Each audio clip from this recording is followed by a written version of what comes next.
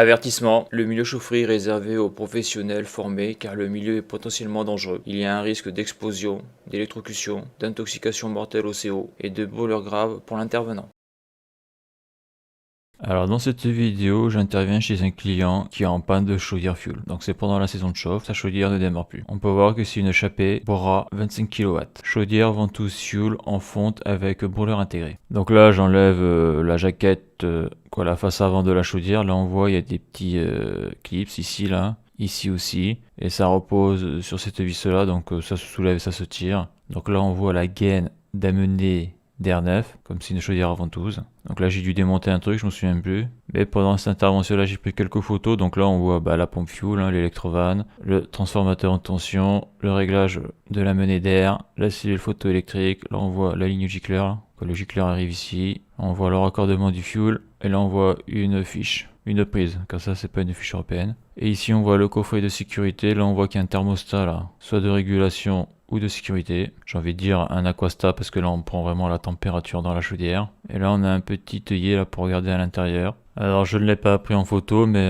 je m'en souviens là. Ici on voit qu'il y a un trou ici pour mettre une vis. Ici aussi là. Et là il doit y avoir une vis quelque part. Donc ici là de souvenir il y a un carter en plastique. Et tu raccordes le tuyau d'amener d'air neuf ici là. Voilà, donc ça quand tu enlèves la plaque c'est caché dans un carter noir. Mais je ne l'ai pas pris en photo. Donc déjà la première chose que l'on voit ici là, c'est que là il y a de l'eau là. De l'eau suspecte qui n'a rien à faire ici. Donc le coffret de sécurité on le voit, c'est un ECEE MA55D. Et on peut percevoir ici là qu'il y a un purgeur et on voit que là qu'il y a de la matière grise là comme s'il y avait une fuite. Donc là sur cette photo on peut voir le purgeur en point haut de la chaudière, le coffret de sécurité et la fiche européenne qui est raccordée dessus. Et là qu'est-ce que je vois? Donc en point haut de la chaudière il y a un purgeur. Ok, et là on voit qu'il y a un petit tube qui est pas très long, dont la sortie est juste au-dessus du coffret de sécurité. Donc on voit qu'en plus ce purgeur la fuit, et là on pourrait croire que c'est une blague ou pour une caméra cachée. Eh bien t'as un tuyau qui a été mis, et sa sortie c'est juste au-dessus du coffret de sécurité. Donc moi je pense que ce tuyau devait aller tout en bas, et que quelqu'un l'a coupé pour faire de la récup, et qui a laissé le tuyau comme ça. Donc probablement un ingénieur, parce que un purgeur, son but c'est de purger l'air, mais s'il fuit, de l'eau va sortir. Donc l'eau sort directement au-dessus du coffret de sécurité, donc on voit qu'il y a de l'eau là. Obligatoirement si tu balances de l'eau sur un coffret de sécurité qui est alimenté en plus en 230 volts et qui n'est pas étanche à l'eau, ça peut que très mal se passer. Donc la panne est hyper facile à trouver, Coffret de sécurité HS. Encore un, j'ai envie de dire. Donc là j'ai enlevé le coffret de sécurité et là on voit toute cette eau là. Donc il y a de l'eau sur les connectiques, on voit que vraiment le truc qui a été noyé dans la flotte. Là je zoome pour qu'on voie un petit peu mieux les gouttelettes d'eau qu'il y a partout. Donc j'imagine qu'à l'intérieur il y a plein d'eau sur la platine du coffret de sécurité. Sur cette photo on peut voir l'arrière du coffret de sécurité avec tout ce qu'il y a de raccordé dessus. Donc c'est un coffret de sécurité classique. Et là c'est le MA55D. Donc ça aide lorsque l'on raccorde la platine pour vérifier un petit peu à quoi servent toutes les bornes. Là, on voit qu'il y a un réchauffeur fuel, mais bon là il n'y est pas sur cette chaudière là il me semble. On voit le transformateur de tension, le moteur du brûleur, l'électrovanne, bouton de réarmement à distance, ça c'est pas utilisé. Ça c'est pour l'aquastat ou le thermostat. Bon d'ailleurs en plus il y a des petits symboles ici là. La cellule photoélectrique elle est ici. Tout ça c'est relié à la terre, ok. Voilà. Donc là quand je vois que l'embase est vraiment mouillée, on voit il y a de la flotte à l'intérieur. Et que le coffret de sécurité, bon il y a de l'eau dedans donc il est foutu, ça se répare pas un coffret de sécurité.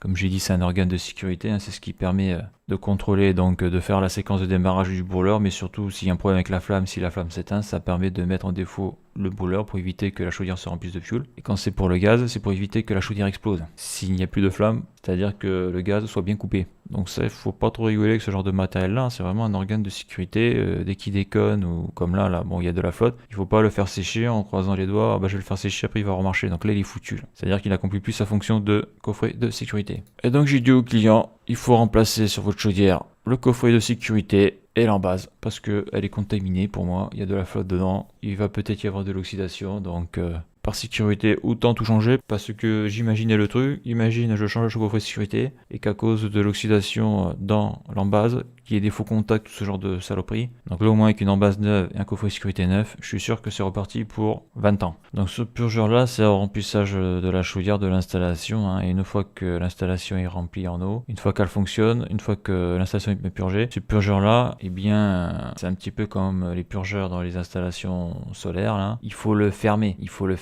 Parce que dessous, tu as un brûleur. On l'avait vu dans les photos précédentes. Tu as une prise électrique, là, quoi, une fiche électrique. Et tu vois qu'à côté, tu as le coffret de sécurité. Donc, soit le tubing est d'origine d'usine. Et donc, ils avaient prévu ce purgeur-là juste à la mise en service. Ou alors, ils avaient prévu un tuyau beaucoup plus long qui allait jusqu'en bas et quelqu'un l'a coupé pour faire la récup. Parce qu'on voit que le purgeur fuit, mais au niveau de sa sortie, alors peut-être qu'avec les vibrations de la chaudière, le purgeur s'est ouvert tout seul, je sais pas. Donc là, comme c'est une intervention qui va coûter cher au client, dans le sens où il y a la première intervention pour le diagnostic, il y aura une deuxième intervention pour changer les pièces. Donc là, on doit être aux alentours de plutôt de, je dirais 300-400 euros, ou plutôt plus proche de 400 euros, voire plus, je m'en souviens plus. Donc, je sais plus si j'ai dit au client qu'il fallait, en tout cas, je sais plus si j'ai dit qu'il fallait commander un nouveau purgeur. Il me semble que ça fuyait parce qu'il s'était ouvert tout seul. Et puis, en principe, un purgeur doit laisser passer de l'air, pas de l'eau. Donc, je pense que j'ai dû lui dire qu'il fallait remplacer le purgeur, mettre un tubing beaucoup plus long pour aller jusqu'en bas, comme ça, moi, même s'il pisse, eh ben, ça pisse par terre dans le garage, ça se voit. Et en plus, ça sera visuel s'il y a une fuite au niveau du purgeur. Et bien sûr, ça c'est sûr, remplacement du coffret de sécurité et de l'embase. Donc, on voit que c'est un dépannage hyper facile. Hein. C'est très visuel, il y avait de la flotte partout, donc bon, si le coffret est mort, la chaudière risque pas de démarrer, ne risque pas de marcher. Donc après, malheureusement, bah, c'est pas moi qui est venu réparer. Hein. Donc moi, j'étais le technicien A cette fois-ci, et un technicien B, c'est lui qui a dû remplacer les pièces. Voilà, tu vois comme ça dans ce genre de boîte, malheureusement. Tu fais le diagnostic, c'est pas toi qui répare, ou voir l'inverse. Quelqu'un a fait le diagnostic à ta place, et puis c'est toi qui dois réparer. Donc c'est un petit peu chiant, ce type d'intervention là, parce que tu ne la vois pas totalement, tu ne traites pas le problème dans sa globalité, c'est-à-dire le diagnostic et la réparation. Donc voilà, à bientôt pour une prochaine vidéo.